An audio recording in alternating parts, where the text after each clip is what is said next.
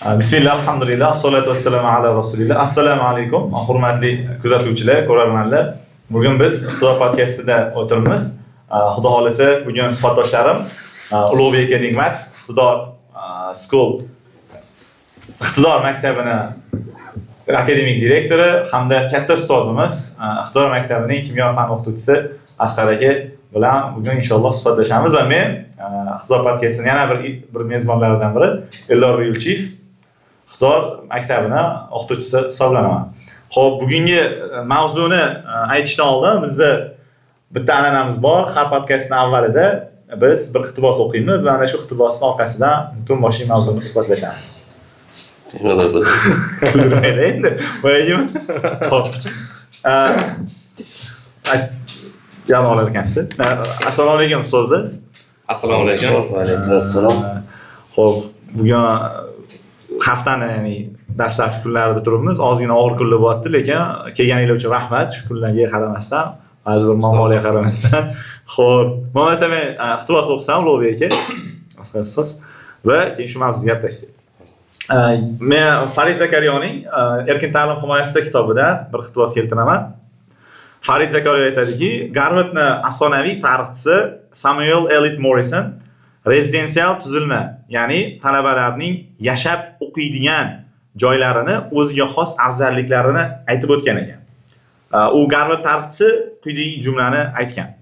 Kitobiy bilimlarni ma'ruza va o'qish orqali o'rganish mumkin.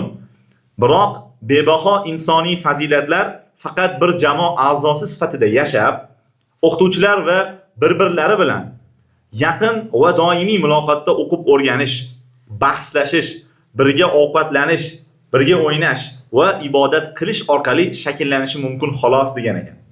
Bundan ko'rinib turibdiki, insonning muhiti uni shakllanishiga juda ham katta ta'sir qiladigan omil. Bugun ilk, ya'ni suhbatda avvalida, podkastda avvalida iqtibosdan keyin o'zi insonga muhit qanchalik ta'sir qiladi? Morrison aytgandek, katta ta'sirga egami yoki bunchalik muhim emasmi insonni yashaydigan muhiti o'zini ta'limiga, karyerasiga? Savolni sizlarga bersam. Marhamat, ustoz yoshi katta. Ustoz. Ham muhit chiqib deganda baribir katta avrashlanadi. Har yili qanaqadir muhit ko'rganlarda. Albatta. Bu yerda muhit haqida yoshlikdan boshlaymiz-da bunisini. Endi yoshlikdagi muhit qanaqaligi bilmaysiz aytib. Endi yoshlikdagi birinchi navbatda mana o'sha maktab davridan boshlaganimizda ham, o'sha maktab davrimizda ham o'sha o'qishga bo'lgan harakatimiz bo'lgan birinchi. Ya'ni o'sha o'qiydigan paytimizdagi sharoit qilib berish. Sharoit bo'lgandan keyin albatta o'qiladi keyin. Keyin sinfdoshlar ham birinchi navbatdagi ahamiyati bor. Masalan, mana o'sha o'qiyotgan paytimizda agar sinfdoshlarimiz sal to'palanchi yoki sinf, misol to'palanchi sinflar bo'ladigan bo'lsa, ular bilan ta'lim olishimiz qiyinlashib qoladi. Lekin hozirgi mana shu sinflardan olaylik. Birinchi muhit o'sha sinfda ham. O'sha to'palanchi sinflarimizda, ya'ni nima deylik, to'palanchi sinf sho'x interaktiv deylik. Sho'x sinflarimizda o'sha yerda ta'limda salgina susayish bo'ladi. O'sha muhitni to'g'rilasak, o'shanda Haligi birinchi kelganingizdagi muhitda ayting. Iqtidordagi. Birinchi kelganingizdagi muhit shuni aytib berasiz. Rostdan qiziq joy shuda. U joy bo'lganki, Yanada bo'lsin. Avtorib qoladi. Mayli aka, rozimiz. U kesib qo'yib qo'yamizda unisiga. O'sha mana kelganimizda birinchi muhit. Umuman bir Iqtidorning birinchi xususiy maktabi keldim. Kirdik va darslarga. 7-sinflar o'zimizda. Jaydari sinflar deylik, 8-sinflar shu 9ga kirganda ular katta bolalar, o'quvchilar, stolga o'tirib olgan. Xuddi o'sha kresloga o'tirib olib, yonboshga yotib olib. Gapirsam, gapni eshitmaydi boshda. Keyin sekin-sekin ular bilan tanishgandan keyin hammasi joylashib ketdi, baribir o'sha muhitga moslashtirildi. Mana hozir yomon emas-ku. Bolalarimiz o'qishi ham, hamma narsasi o'sha muhitni yaxshilash orqali. Shunday ekan, muhit deganingiz. Muhit o'zimizda, masalan, mana o'sha yerda mana maktab davrimizda o'tdik. Maktab davrida ham muhitni o'qish muhiti bilan yashadik. O'zim sinfdoshlarim shunaqa aytdilar. O'sha boyangi sho'x bolalar borki, ular birdaniga bizga mana sizlar o'qiysizlar deb sharoit qilib beradi-da shu bolalar. Qanaqadir problemali, shikardimizki, shunaqa holatlar bo'lsa, bizani mana shu o'qiydigan bolalarni chiqarib qo'yishgan. Bolalarda sho'x bolalar emas, bo'yniga olganda, bunday olganda. O'sha paytdagi qahramonliklar bo'lgan. Evaziga sizlar ham dars paytida imtihon nazorashida Albatta, qayta bo'lganda shunaqa. Rostdan ham muhit deganingizga sunnasam soqsiya bo'ladi. Do'stlaringni menga ayt, men sen kimligini aytaman. O'z xalqimiz shunaqa naql bor-ku, eskitdan. O'sha naql orqali keltirsak ham, hali ham aslidan bolani taniymiz. O'zimizning mobilografimiz. O'sha yerda jiyanni olib keldi sinfimizga. Juda ham zo'r bola, Sanis Farruxdi.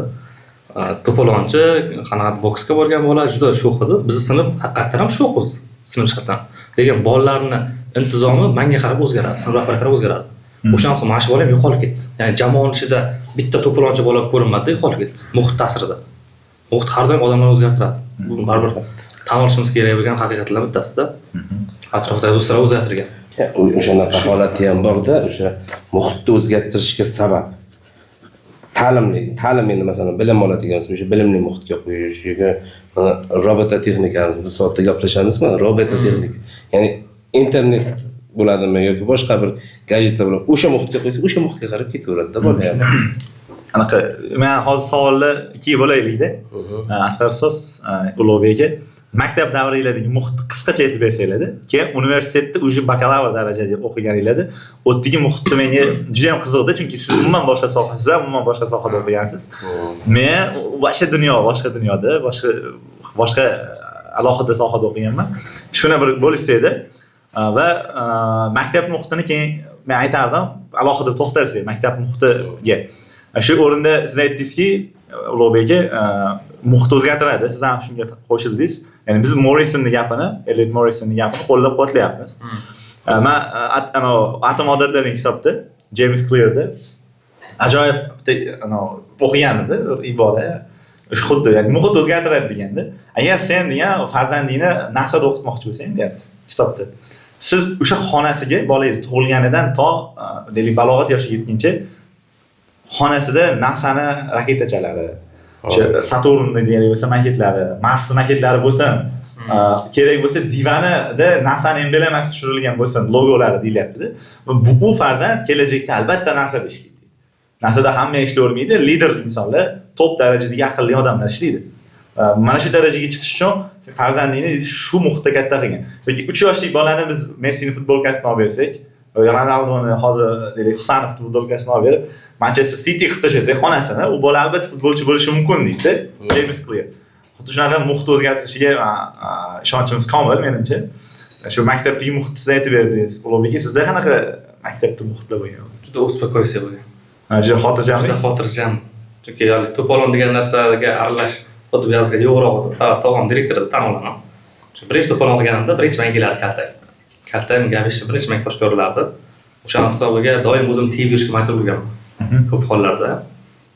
Va o'sha janjal, urush, to'polon bo'lgan joylarda ham muhitda o'g'illarimiz ham rostdan to'polon bo'ladi, bizda ham iloji bor qochishga harakat qilganmiz.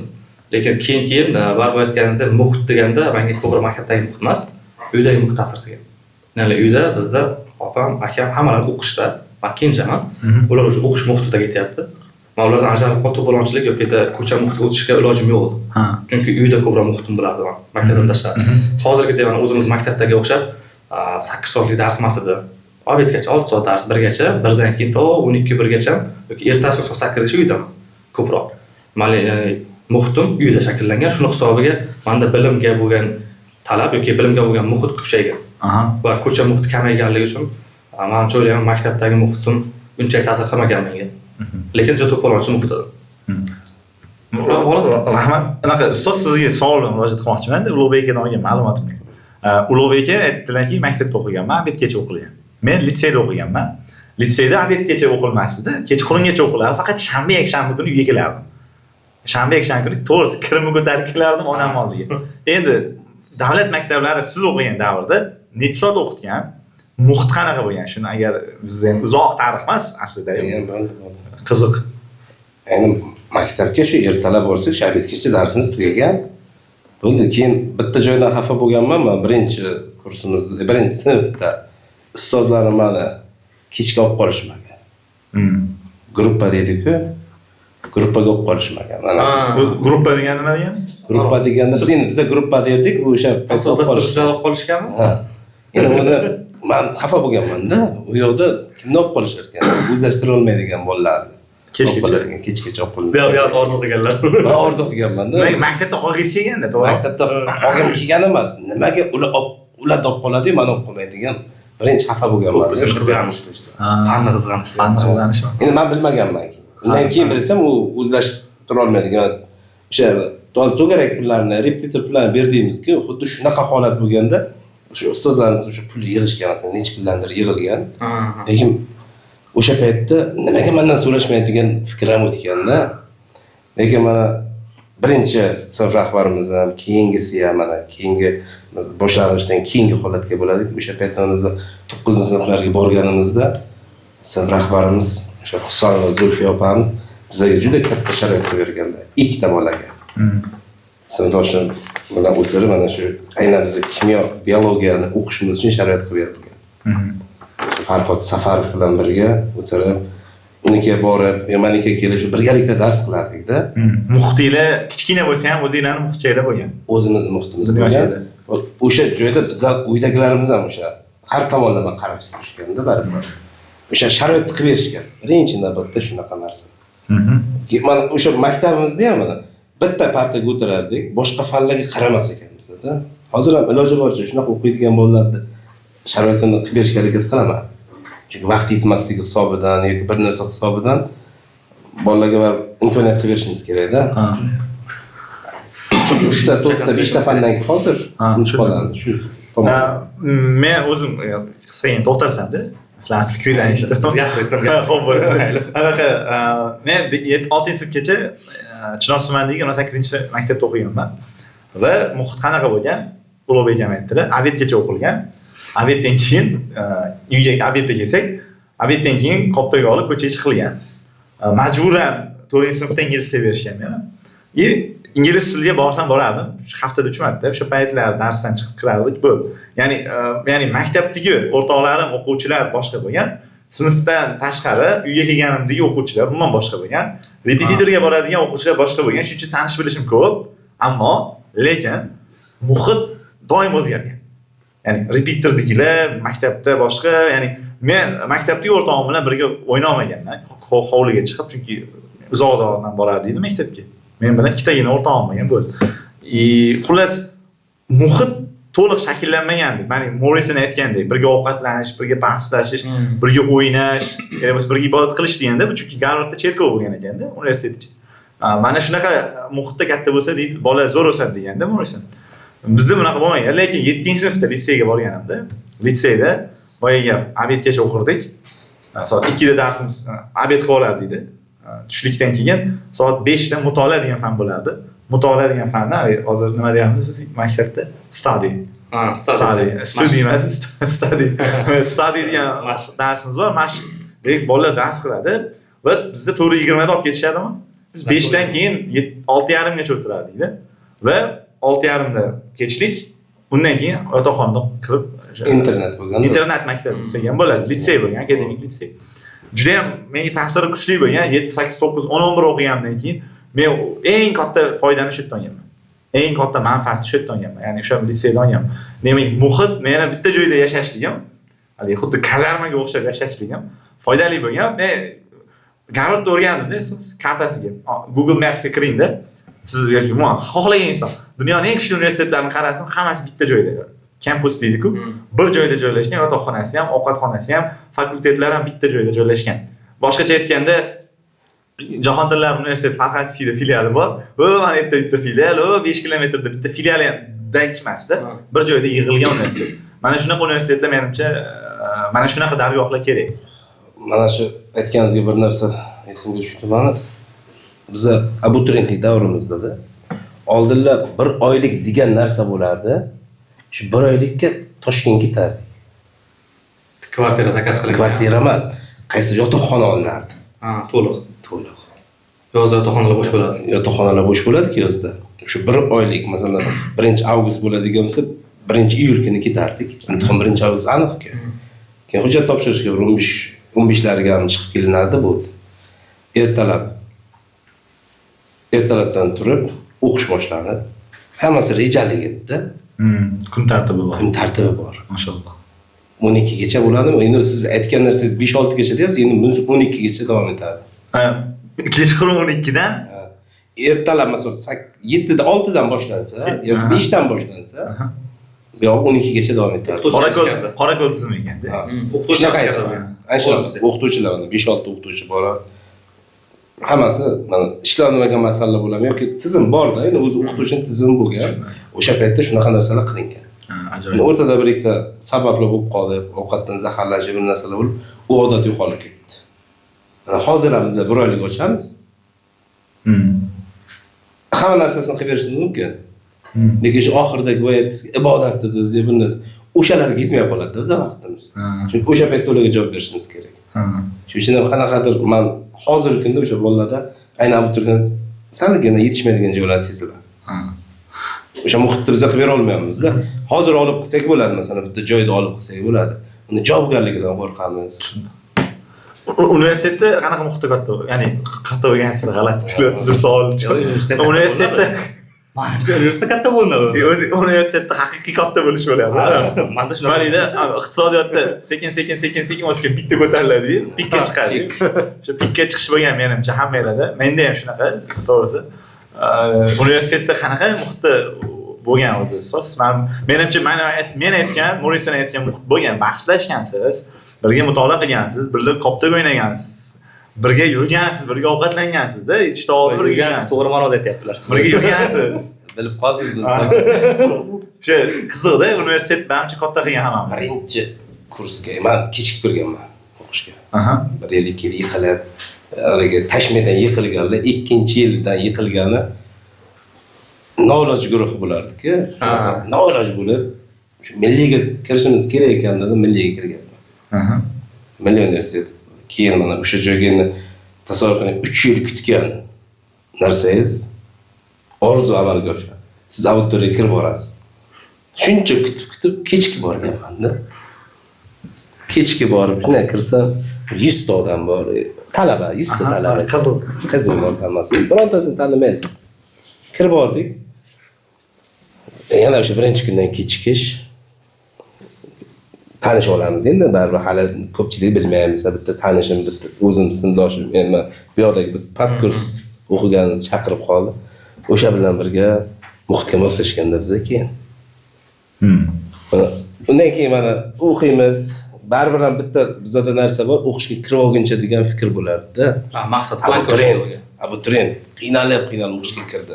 Chunki bizda davrimizda o'qishga kirish boshqacha edi-da. Balki hozirgi davrda ham boshqachadir. Lekin qiziq emas deb o'ylayman. Hozir aytganingiz ekan xayolimga keldi. Ya'ni tashmiykadirsiz-ku. Tashmiyga kirmoqchi bo'lganmiz, lekin milliyga. Biz davrimizda milliyga kirish bo'lganda. Shunaqa daraja. O'zi shunaqa bo'lib ketdi-da. O'sha payt bizda davrimizda deganim tashmiy. Birinchi tashmiy. Sampini ham bilmasdik-da. Mana pediatriya universiteti bor. O'sha darajada bizda ma'lumot yetarli emasdi. Hozirda endi bemalolki Tim bol 5 ta joyga topshirib olasiz.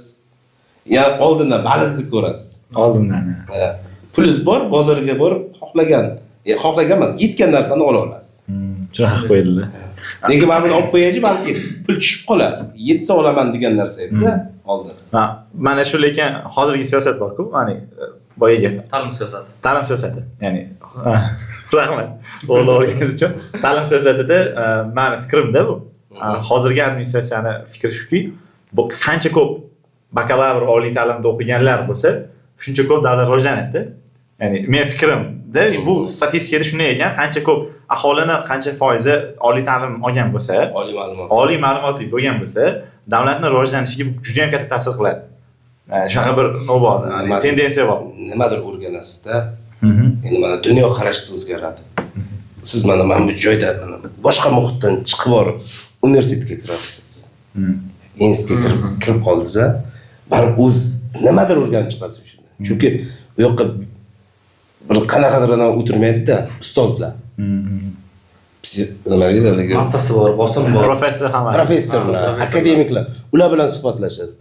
Dunyo qarashi o'zgaradi. Va uydan uzoqda. Dunyo Uydan qarashingiz, dunyo qarashi o'zgaradi. Musofir bo'lasiz.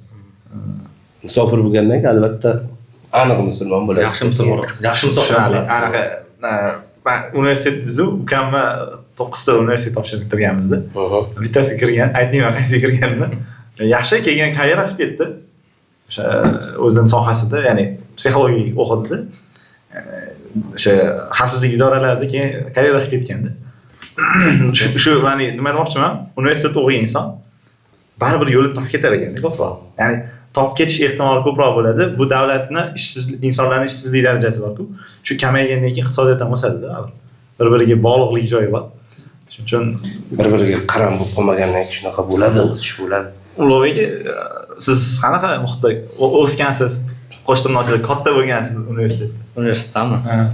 Universitetga borganimda men televizorda ko'rganimizda endi auditoriyalar tushgan, chiroyli, katta auditoriya, professorlar, soch oppoq, ustozlar dars beradi degan fikr bo'lganda, bu birinchi borganimda men eshik topib olmaganman Milliy universitetda. Eshik, biroq real eshik bo'lmagan, darvoza. Endi har doim maktabga kirganmiz yoshlikdan. Kollejga kirganmiz, maktabga borganmiz, katta reshetkali eshiklar kirgan. Avot milliyda borsiz, o'z hech narsa yo'q. Shunday kirsangiz o'zi koridorda. Maktabda, universitet ichkarisi. O'rab olinmagan, yana adashmasam men universitetda. Hozir ham. Ya o'ralgandik-ku. Yo'q, siz davrizor o'rgandi, keyin ana reshetkani olib tashlashdi. Arkani o'zi qoldi. O'sha arkani o'zi qolganda kirganmiz o'qishga. Ha, ajoyib. O'sha Mirzo-Ulug'bek nomidagi O'zbekiston universiteti sariq tillar bilan yozilgan. Mirzo-Ulug'bek nomidagi. Ha, siz Beruniy nomida aytmoqchisiz. Nizomiy deb eshitdim. Ha, o'sha Mirzo-Ulug'bek nomidagi O'zbekiston Milliy universitetiga joyga kirib borganmiz. Endi xayolimizda katta kitoblar, televizorda ko'rganimizda kirishda o'sha katta kitoblar ham yo'q. Xuddi biz anorimizni olib ketishdik o'shanaqa bo'lgan vaziyatda. Kirib borganmiz, rost shunday kirsak eshikdan o'zi chap tomonga kirsam matematika, fakultet meniki, o'ng tomon geologiya. Bitta ishdan kirdilar ekan. Buni tasavvur qilmaganman. O rektorat yonidagi-da. Da, rektorat yonida. 12 tashkil rektor. Men o'sha rektoratda ham o'qiymiz o'ylaganman lekin. Birinchi kurs oxirigacha ham. Yo'q, kino olinadi. Ha, kino olinadi. Eski shunga o'xshash rahbariyat ekan, realist Rektoratda. rektorat ekan. Kim bilganmiz, o'rsan? Ungacha bo'lmaganmiz. Birinchi kurs oxirigacha. Keyin yaxshi ekan. Hali borganimizda birinchi kursimiz bittada bilishardi. Men hayron qolganman. Qanaqa bilar ekan, galstuk ham bilar ekan. Birinchi kursda galstuk taqishar ekan. Обязательно. Hamma. Ya taqib borar ekanmiz. Yo'q. Qanday? Qarang-da. Taqib borar ekan, ya'ni hamma taqadi. Birinchi kurs hamma taqadi. Majburiyat emas, o'zingizni o'zingiz taqasiz. O'sha narsa Yozilmagan majburiy qonun. kiyim qiladigan paytda kiyim qiladigan paytda galstuk oladi-da. Ichkisi yo'q. Birinchi olasiz. Forma qilasiz. Kim qilgan paytda galstuk olib beradi onasi. Va yana bir tomoni bor, 1-sentyabr aka. Maktab borish. 2-sentyabr, 1-sentyabr. Hali bola hali. Ha, maktabda borib turgan bola. Ota olib bergan, avgust oxirida borib bozorga narxlar oshgan, bozorga maktab kiyimlar oshgan, kostyum shim galstuk oladi, bola yig'laydi deydi-ku. O'shana holatda birinchi yil borasiz, baribir kostyum shim galstuk emas, birinchi kursda. Bir yildan keyin katta bo'lasiz. Ha, keyin ochkada borasiz ekan. 4-kursda bormaysiz. Shunaqa vaziyat. 4-kursda 2-3 kun o'tkazib borasiz. 4-kursda tintuv o'tkazilmas. Yo'q, 4-kursda 2-3 kun o'tkazib, hali bardagi qolib, birinchi kursga joyga chiqqandan keyin boriladi-da. Ot abitdan keyin. Ana Ulug'bek aka, men hozir Milliy universitet haqidagi siz ta'rifingizni eshitib, bir narsa so'ramoqchi edim. Siz solishtirgansiz-ku, ana biz o'rgangandek Stanford universitetlari bilan o'rgangan. Milliy ham shunga qarab ketayotgan ekan, demak, so'nggi yillarda rushotkalar olindi, muhit anaqa erkinlashtirilyapti, demak. Oxirgi vaqtlarda jahon tillarida haligacha rushotka bordi. Balkim yulduz turganligi uchundir. Yana bilmadim, shunaqa. Men o'qishni bitirganimdan keyin deyarli bu tomonga o'tmadim. Lekin mana Beruniy metrodan chiqdimda umuman boshqa muhit ketgan. Da, juda boshqacha. Talabalarcha. Men asosiysi o'sha Gumma, haligi Pirashki degan joylarimiz borki, o'sha joydan Pirashki yemoqchi edim. O'zi Gummani yemoqchi. Talabaligi eslab.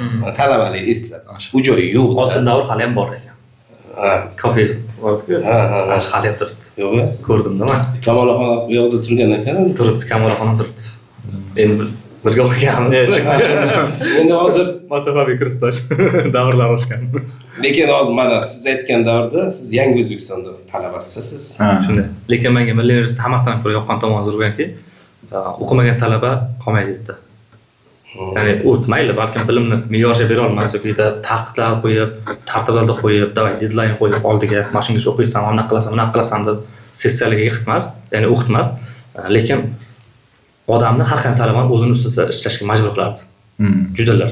Mana Tatuda o'qigan o'g'aylarimiz bo'lardi, Qarshida yoki Toshkentda, Nizomiyda o'qigan o'g'aylarimiz bo'lardi, delegatsiyada o'qiganlardi. Ulardan so'rardik, ulardagi kursdoshchilik bilan bizning kursdoshchilik farqi bo'lardi. Sababi sessiyada bizda juda jipislashgan bo'lardi. Sessiyadan yiqilish kategoriyasiga bo'lardi, o'qimagan bola yiqilardi, talaba yiqilardi. Yiqilmasiga bo'lgan harakat jamoalashadi. Ya'ni soft skillsga rivojlanadi-da, kuchayib jamoalar birlashib, iloji bor sessiyadan o'tishga harakat qilardik va professorlarning ham fikri shunaqa edi. O'qimadimi? Yiqish bormi yo'qmi? Hozir bilmadim, bizda oxirgi yilimizgacha boradi. 2022-yilgacha boradi.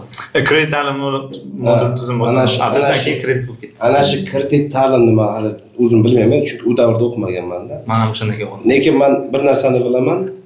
Bir rahmatli ustozimiz bordi, Boboyev. Boboyev yaqinda vafot etdilar shu kishi. Shundan so'ng bir 3-4 kishini qoldirdilar-da. Semestrda yiqilish bo'ladi-ku. Uning ichida men yo'q edim.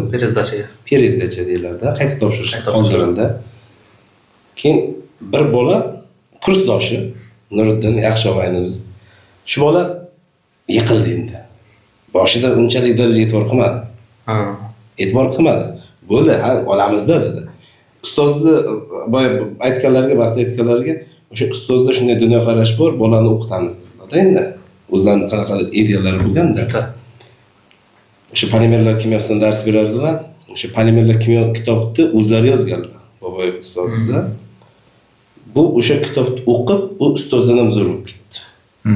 O'sha Nuriddin. Bizda kitob degan so'z zo'rmi savolga? Juda kuchayib ketdi shu bola. Bitta sabab o'shani yiqilgan.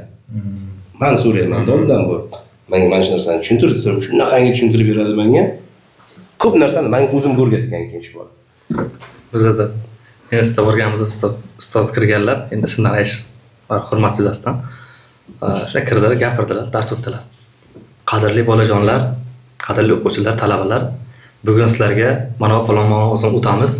Bu mavzuda biz mana bu narsani o'rganamiz. Aytildi. Keyin oxirida bitta kursdoshimiz savol berdi. Ustoz, shu siz o'tgan mavzuni mabodo tushunmay qoladigan bo'lsak, qayerdan adabiyot olib o'qisak bo'ladi dedi. Milliy universitet kutubxonasiga kirasizlar. Kutubxonada kitob bor. Kimniki? Faloncha, pistoncha kitob bor. Olasizlar o'qiysizlar.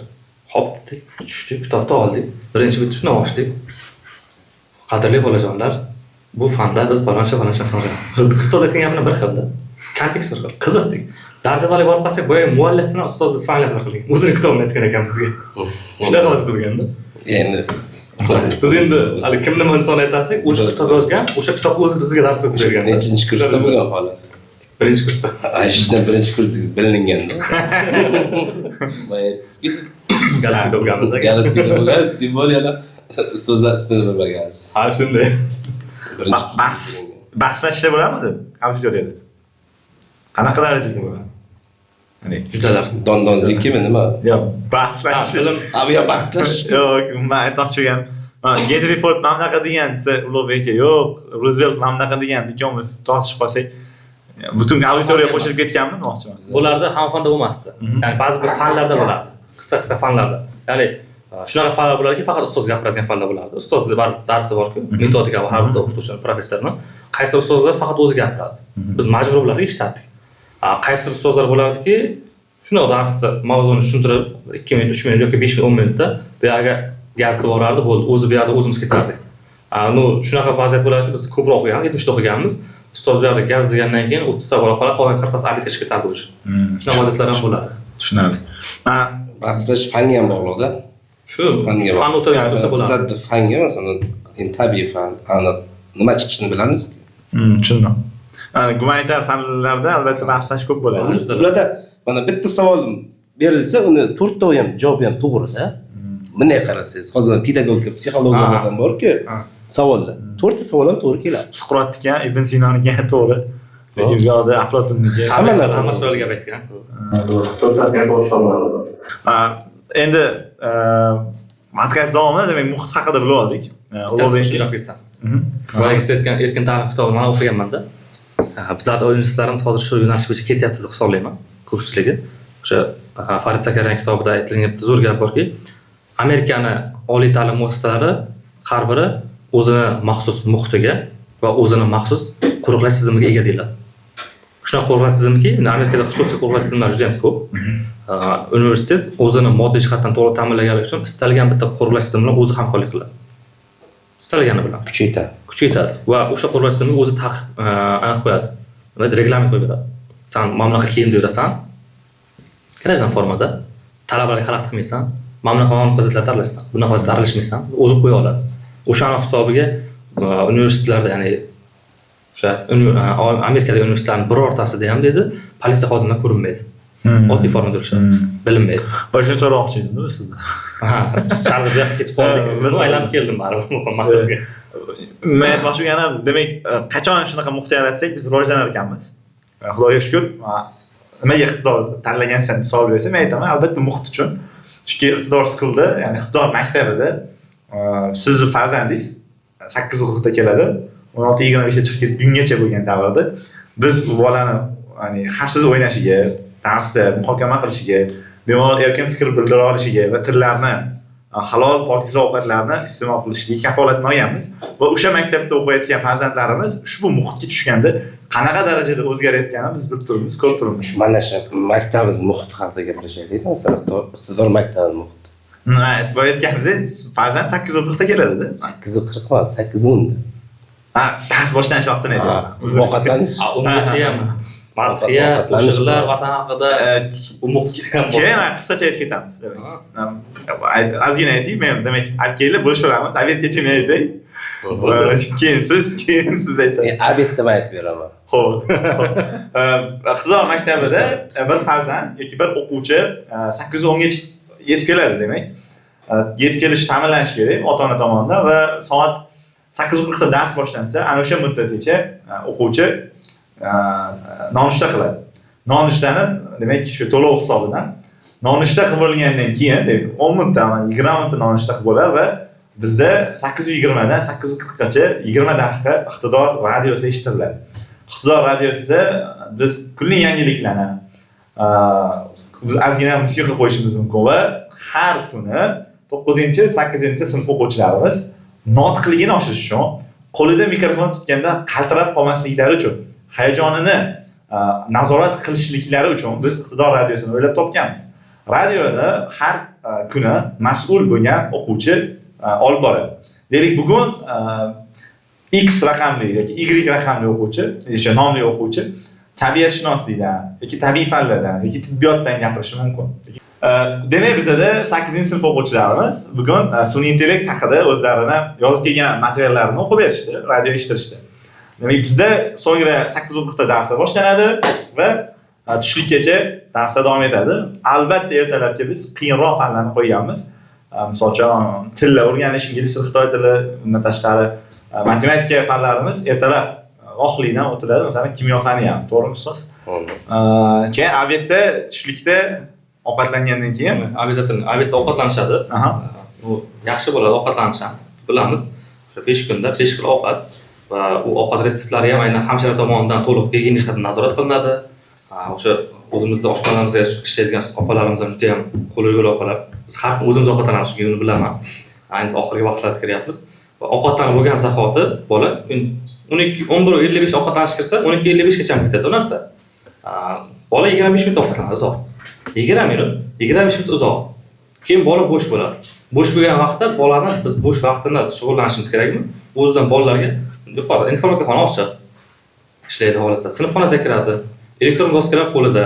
Hamma o'quvchi sinf xonasida turgan bo'ladi, ishlaydi. Yoki masalan siz tarbiya dars o'tayotgan bo'lasiz, aktiv zalda ayniqsa, men juda ko'p narsa shu narsani ko'raman. Men o'zim sinfimizdan alohida shug'ullanaman.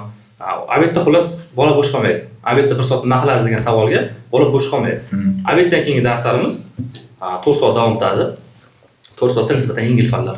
Biz aytganimiz boshlang'ich sinflar uchun asosan stadiy fanlari, yuqori sinflarimiz uchun esa nisbatan yengilroq bo'lgan fanlar, robot texnikalar yoki tasvir san'at, musiqa kabi fanlarni yengillashtirgan holatda qo'yamiz va ularni ham bola 8 soat nagruzkali, ya'ni ortiqcha yuklamali o'tganligi uchun nisbatan interfaol metodlar bilan o'yin shaklida qiziqarli holatda elektron doskadan foydalangan holatda o'tish tavsiya qilingan va biz shunday o'tyapmiz. Robot texnikalar o'sha tushlikdan keyin qo'yilganligi ham yaxshi-da. Chunki o'yinni o'sha yasab bir narsa bilan chalg'iydi. Endi to'qoringa borib istalgan insonni, yosh kattami kichikmi, uyqusi keladi. Uyg'onish uchun eng birinchi qiziqarli fan qo'yish kerak-da. O'sha qiziqarli fanga e'tibor qaratsa. Bola qo'li bilan bajara oladi. Xuddi shunday. O'tirib eshitmaydi, tinglamaydi. Uxlab qoladi. Shunaqa bo'ladi. Keyingi endi davomida gaplashamiz. Hali mavzu podkast davomida o'yin haqida gaplashamiz. O'yin qanday bo'lishi kerak? Hali hozir hamma bolasini papalab deymizmi? Mana katta qotdi. O'yin shuning uchun statistikaga e'tibor berdim. U keyinroq gaplashamiz, aytib ketay. So'nggi yillarda bolalarni ko'chaga chiqib o'ynashligi Angliya va AQShda juda ham keskin kamayib ketgan ekanda. Vaholanki ko'chada bo'ladigan jinoyatlar, bolalar o'g'riligi, umuman boshqa jinoiy holatlar keskin kamaygan. Xuddi shunday bolalarni ko'chada o'ynashi ham keskin kamayib ketgan. degan bir statistika bor, o'ynashligi. Buning uchun balki aytishimiz mumkin, ota-onalar nima deydi, farzandlarini yaxshi ko'rib himoya qilayotgandanmi, balki boshqadanmi? Shu bir menda fikr va savol bor. Mana shu javob bo'ladi deb o'ylayapman. Nima deb o'ylaysiz? Nimaga farzandlar ko'p ko'chada o'ynamayapti? Va demak, oldingi muhitda siz men chog'imiz yashagan muhit o'yin muhiti bo'lgan, to'g'rimi? Nimaga farzandlarimiz ko'chada o'ynamayapti? Ya'ni o'yin muhitida emas, darsdan tashqari, darsda orasida ham. Va ustoz, hozirgi bolalar qanaqa muhitda katta bo'lyapti? Shunga bir savolga to'xtalsak. Endi keling, shu joyga telefon, gadjetlar qo'shmaylik. Internet, umuman ijtimoiy tarmoq qo'shmayapmiz-da. Boshqa tomonda o'ylab ko'raylik-da. Mana bizning davrimizda ko'cha futboli degan narsa bo'lardi. Biz bu ko'chaga bolalar yig'ilib, o'z ko'cha bilan qo'shni ko'chalar bilan o'ynardik-da. Asosi. Hozir har bitta mahallaga sport maydonlari pullik bor-ku, borib o'ynab. Menimcha o'sha joyda keyin mana to'garaklar tashkil qilinganlik. Sport to'garaklar juda ham ko'p hozir.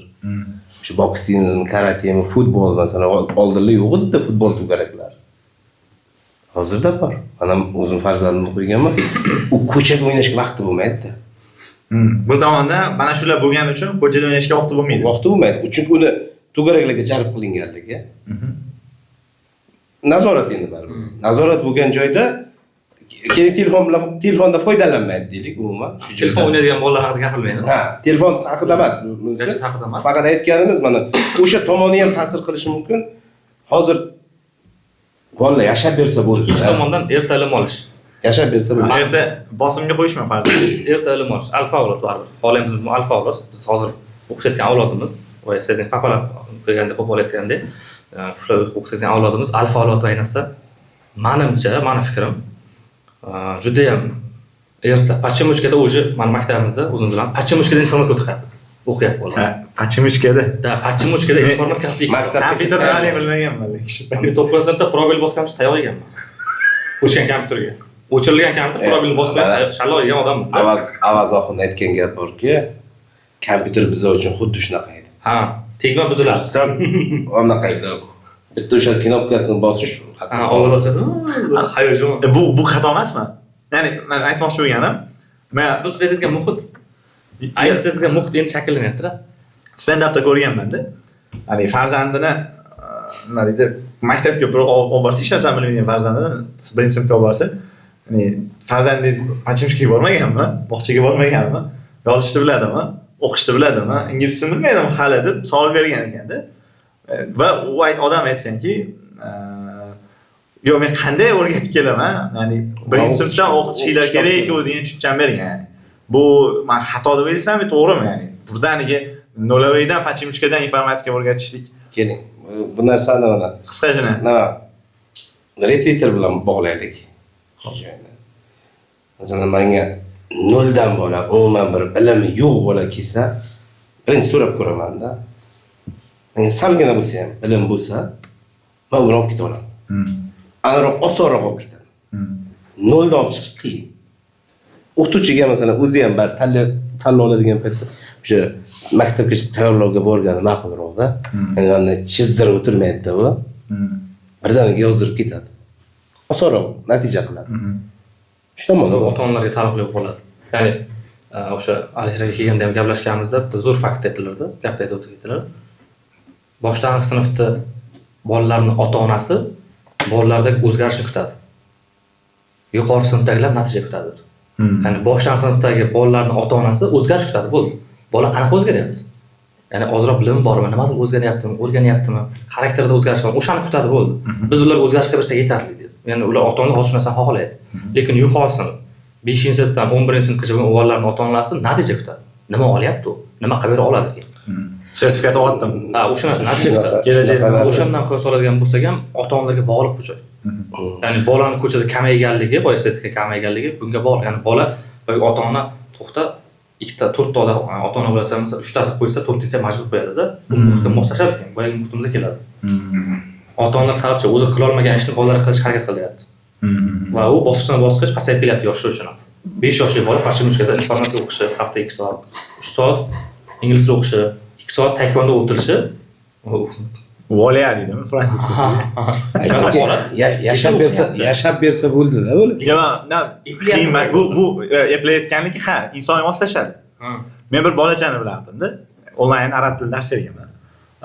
Ingliz tili dars berganman asos. Blogiga aytdim. Kimga aytmayman, albatta ular Avstraliyada yashashar ekan.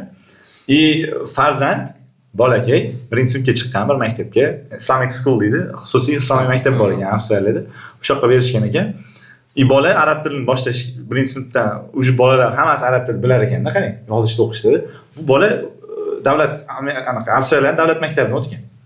Arab tilini bilmaydi. Men ingliz tilida arab tilini boshlaganman. Ingliz tilida. Bola ingliz o'zbekcha bilmaydi, o'zbek bolasi o'zbekcha bilmaydi, ruscha biladi, inglizcha biladi, arab tilini o'rganyapti ingliz tilida. O'zbekcha tushunadi. 4 ta til bo'lyaptimi? Hali birinchi sinf. Har kuni haftada 3 kun shaxmat to'garagiga borar ekan. Shaxmat boshqa 3 kunda, toq kunida futbol to'garagiga borar ekan. Farzandning mutlaq vaqti yo'q. Eng qizig'i, shaxmat to'garagidan kelgandan keyin tezroq tugaydi shaxmat. Aqli-ku. Dam oltirish uchun pianinoni chaqirar ekan, pianino o'qitibsiz. Pul to'lab, keyin bizga pianino chalishni bolam o'rgatdi. Men o'shani eshitib, ana bola yasharmikin savol berdim-da. Mana ne aytmoqchi eganim, ba'zan farzandlar ota-onalarni planlari uchun, maqsadlari uchun qurbon bo'lib ketmayaptimi degan fikrim bor men. Bu meni fikrim, shaxsiy fikrim. U siz aytgan narsa endi 1000 tadan, 10 mingtadan bittada. Hozir ko'paydi. Ayniqsa yoshlar ko'paydi. Sababi oddiy, o'sha gadjetlarga aralashmaymiz, lekin baribir taqalamiz. Ya'ni chegaradan qaytaman. Gadjetlardan foydalanmaslik uchun bolalar gadjetga o'rganib qolmasligi, telefonga, flashga o'rganib qolmasligi, televizorga o'rganib qolmasligi uchun ham ota-onalar majbur bo'lyapti shu narsani qo'llashga. Ya'ni erta ilm oldirishga, taekvondo, boyaga aytgan shaxmat to'garaklar, til to'garaklar oldirib qo'yishga majbur bo'lyapti. Bu elita qatlamda. Nima? Yuqori qatlamda. Xo'p, men savolim, boyagi savolga qaytaylik. Hozirgi men uzr darajalashtirish yaxshi emas. Endi mutlaq ommatan hozirgi farzandlarimiz qaysi muhitda katta bo'ladi? Albatta gadjetlar muhitida, to'g'rimi? 100%. Xo'p, bizda gadjetlar muhitida farzand katta bo'lishligi uni ya'ni umuman har qanaqa psixologik ma'lumotlar, tadqiqotlarga qarasangiz, hammasida ya'ni suitsid o'zini joniga qasd qilish, boshqasi hammasiga qarasangiz, bizni yangi avlodimizda hamma pastga qarab ketayotgan ko'rasiz. Z avlod ham, alfa avlod ham, ya'ni hammasida tadqiqotlar barchasi ko'rib turibdiki, bizda psixologik muammolarimiz juda ham ko'p. Hozir bizda ham, ikkovimizda ham, sizni bilmadim, ustoz, yuqori avlodsiz. Siz to'xta telefonni reels to'xtatib, boshqa narsaga mashg'ul bo'la olasiz, ya'ni iroda shakllangani bilan. Qat'iyatlik ham bor. Men chunki siz menda unaqa emas, Ulug'bekda unaqa emas, ayniqsa yosh bolada vashi yo'q, kichkinalarda. Chunki tadqiqot bor eganda, 9 yoshdan 15 yoshgacha Yaponiyada qilingan. Bolalar moslashuvchan bo'lar ekan, adaptatsiya juda zo'r bo'lar ekan. Ular tadqiqotchi olimlar yaponiyalik nima qilishgan? Qo'shma Shtatlarga, Angliyaga, Yevropaga, umuman boshqa mamlakatga ko'chib borayotgan yaponlarni o'rganishgan ekan. Ularning bolalarini o'rgangan ekan. Xulosa shunday bo'lganki, xo'p, savol 9 yoshdan 15 yoshgacha va 1 yoshdan 8 yoshgacha borgan bolalar qaysi birida moslashish kuchli? Biridan 8 gacha tushunmas ekan hali davriga. 9 yoshdan 15 yoshgacha borgan farzandlar ko'chib borilganda ular ona tilini, ya'ni o'sha davlat tilini, Angliyaga borsa ingliz, deylik, Rossiyaga borsa rus tilini mukammal o'rganar ekan. Kelajakda ular ingliz tilida yoki rus tilida gapirsa, siz toza ruscha gapirar ekansiz. Aksentsiz. Aksent, native deydi inglizchasi. Ha. Toza o'z ruscha gapiryapsiz, toza inglizcha gapiryapsiz deya olar ekanda. Ko'p u bilan gaplashgan odam. Lekin 15 dan yuqoridagilar, 15 yoshdan yuqoridagilarda ular inglizcha, ruscha gapirsa, "U" deydi-yu, anaqada nimada. Qayerdan kelgansiz o'zi? Ha, yaponmisiz yoki qaysi davlatdan kelgansiz? Savol berar ekanda. Ana shu tadqiqot qilingan va men o'yladimki 9 dan 15 yoshgacha bo'lgan bolalarda meni davrim 15-12 yoshdan yuqori davrimda endi ancha katta bo'ldim. Siz ham. Bizda bu psixologik muammolar juda ham ko'p. Ya'ni biz buni boshqacha nomladik. Nima deb nomladik? Ulug'bek kitobga mos. Behalovat avlodlik. Ha, behalovat avlod nomladik. Behalovat avlod. Xo'p, birinchi soatimiz o'zi tugab qoldi-da. Asosan, shuncha ikkinchi soatda demak yangi muhitda o'zgacha hech kim ko'rmagan muhitda katta bo'layotgan biz katta bo'ldik va kichik avlod, behalovat avlodni muammolari haqida kelinglar va boshqa mavzuda erkin bir suhbatlashish uchun ikkinchi soatda boshlasak, biz ikkinchi soatda mehmon bor. Ha, ertalabdan beri ketyapti. Ertalabdan beri kutib, kechki kelgandingda. Orada choy damlayapmiz. O'sha zo'r mehmon. Bo'lmasa birinchi soatimiz yakun berasizmi? Albatta. Yakunda ham chiroyli beraylik. Ijobiy qilib beraylik. Ya'ni farzandlarimizni avval muhitni shakllantirishimiz kerak. Ya'ni muhit haqida gaplashdik. Raqamli avlod o'tmadik hali. Xo'p, nima deymiz? Hurmatli ota-onalar, farzandlaringizni qaysidir joyga olib borib qo'yishdan oldin, qayergadir ularni yaxshi o'qishini xohlashlaridan oldin o'sha yerdagi muhit o'rganinglar. U yerdagi muhit qanday bo'lishi, farzandingiz kelajakda qanday tarbiya olishi va qaysi kasb egallashga juda katta 150% ta'sir qiladi. Ota-onalarga bitta chiroyli maslahatim shu ma'no. Aqlli emas, prosta Aqllini Biz maktabga ixtisorga keladi deydi-ki, bizga keladi. Mana ham o'sha xulosa qilib ketaylik. Iqtidor podkasti nomi iqtidor. Maktab olinyapti, demak iqtidor maktabida olinyapti. Biz iqtidorli farzandlarni yetishtirib berishga harakat qilamiz. Bizning maktab muhit juda ham yaxshi, alhamdulillah. Shunaqa muhit borki, farzandingiz bemalol shon topshirsangiz bo'ladi. Bizda ochiq eshiklar kuni bor, bemalol keling, raqamlarimizni telefon qiling, maktab haqida bemalol ma'lumot beramiz. Va bir narsa aytmoqchi edim, ba'zi bir maktablar Qorako'l tizimida aniq fanlarga ixtisoslashgan bo'ladi. Yoki boshqa fanlarga ixtisoslashgan maktablar bor. Men asoschida ustozimizga, Alisher akaga savol so'raganda, biz farzandlarni ixtisorini yetishtirib beramiz deyishgan. Ya'ni maqsad shu, g'oya shu. Bitta narsa esimga keladi. Warren Buffett degan odam bor, milliarder. Shuni Dell X kompaniyasi bor, to'g'rimi? Kompyuter ishlab chiqaradi. Mana bu Samsung telefoni.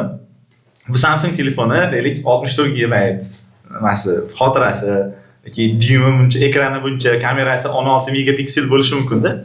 Mana shunaqa formatlarda chiqadi. Lekin siz Dell X kompaniyasiga telefon qilib, menga kompyuter kerak desangiz, u kompyuterni to'liq nima deydi, boyagi funksiyalarini siz aytasiz, zakaz qilasiz. Aynan sizga mos va sizga mos kompyuterni ular yetishtirib beradi. Bizning ham maktabimiz xuddi shunaqa. O farzandlaringizni avvalo iqtidoriga mos va ularga mukammal, ajoyib tarbiyaviy, ilmiy muhit beradigan maktab bo'lib shakllangan. Salomat bo'lasiz, biz birinchi sonimiz tugadi, ikkinchi sonda ko'rishamiz. Bir dam olaylik. Ne qo'yardim o'shiga.